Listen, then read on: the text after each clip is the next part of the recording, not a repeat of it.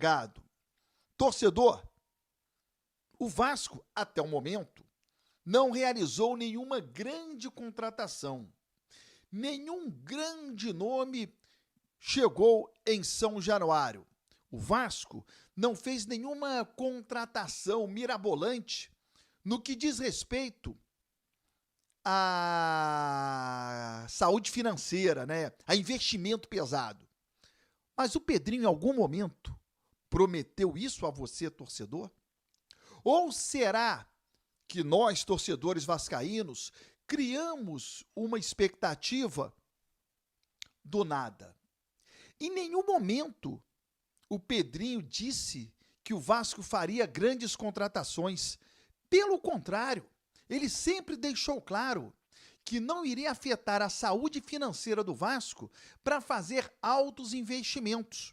Então, torcedor, o Pedrinho, e eu não sou advogado dele, mas o Pedrinho não está enganando ninguém. Em nenhum momento ele disse que contrataria um astro e esse atleta não chegou. O Vasco precisa urgente de um investidor. É isso que o Vasco precisa. E eu venho sempre batendo nessa tecla. É bom até relembrar que o Pedrinho já disse em algumas oportunidades que a meta é vender. Ele não quer cuidar do futebol do Vasco. Ele também prometeu isso. E a gente está aqui meio que fiscalizando. Promessa cumprida de não fazer grandes investimentos, e aí não importa, não estou entrando no mérito se ele está certo, se está errado, se é aquilo que o torcedor do Vasco gostaria ou não. Estou dizendo o seguinte, ele não está enganando ninguém. Em nenhum momento ele disse que contrataria. Esperamos a venda também da Vasco SAF, porque ele prometeu, né, que iria trabalhar para isso. Quais os 4 reforços do Vasco até o momento? Tietê, meia atacante, estava no Botafogo. O goleiro Daniel Fusato, os 2 zagueiros, Lucas Freitas, Lucas Oliveira. Esses são jogadores que o Vasco está contratando. Beleza? Os únicos contratados até o momento. E que já vão trabalhar com o Fábio Carille.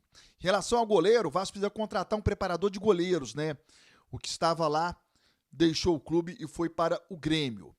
Quais atletas que estão retornando de empréstimo e que no primeiro momento estarão à disposição para o início da temporada porque eles não foram realocados em nenhum outro clube, porque eles ainda têm contrato com o Vasco da Gama, precisam se reapresentar. Riquelme estava no Sport. De Luca estava no Ceará. Zé Gabriel estava no Curitiba. Serginho estava no Criciúma. E o Capasso, que estava no Paraguai.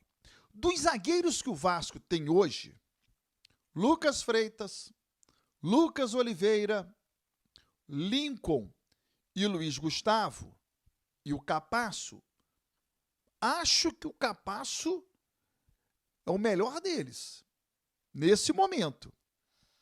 Estou batendo nessa tecla porque muita gente, a volta do Capasso, a volta do Capasso, nesse momento é a volta do Capasso, que vai reforçar a nossa zaga, enquanto não vem nenhum outro zagueiro de peso, e que dificilmente virá, porque o Pedrinho já disse, não vai fazer qualquer engenharia financeira para não repetir erros do passado.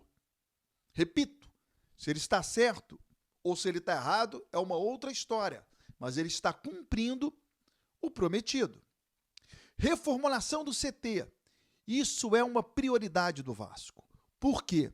Porque ao contratar jogador, ex-atleta de bom nível, quer saber que tipo de estrutura ele vai encontrar.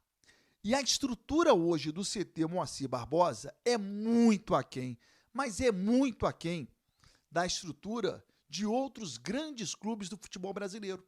E quando você tem um embate para contratar um atleta, e normalmente se tem, porque quando você ouve falar assim, ó, tal jogador foi oferecido ao Vasco, o empresário desse tal jogador, ele oferece ao Vasco e a outros clubes também. Claro, é óbvio. E aí, quando esse atleta vai avaliar para onde ele vai, ele pesa o salário que ele vai receber, a cidade que ele vai morar, os títulos que ele pode conquistar e a estrutura de trabalho. Tudo isso é levado em conta. Qual o peso de cada um? Aí depende de cada atleta. Às vezes ele leva o peso da cidade que ele vai morar por N motivos. Às vezes é porque a família gosta, enfim, N motivos. Do clube que ele está escolhendo, às vezes por N motivos. É o time da infância dele, é o sonho dele jogar naquele time. Às vezes o dinheiro supera isso tudo, às vezes não. Às vezes não tem peso nenhum a estrutura de um CT, às vezes tem.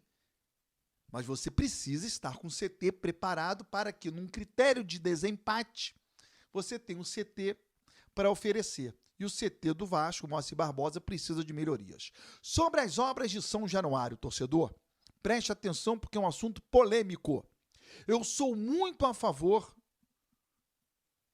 de uma obra em São Januário, da melhoria, da modernização, para que São Januário tenha um estádio de primeiro mundo, excepcional. Eu sou muito a favor, ponto. Em que momento? Nesse não. Nesse não. Por quê? Porque o Vasco não tem um grande time por enquanto. E a força de São Januário faz com que o Vasco consiga algumas vitórias. Se você não tem um time e não tem São Januário, você vai ter uma perda muito grande.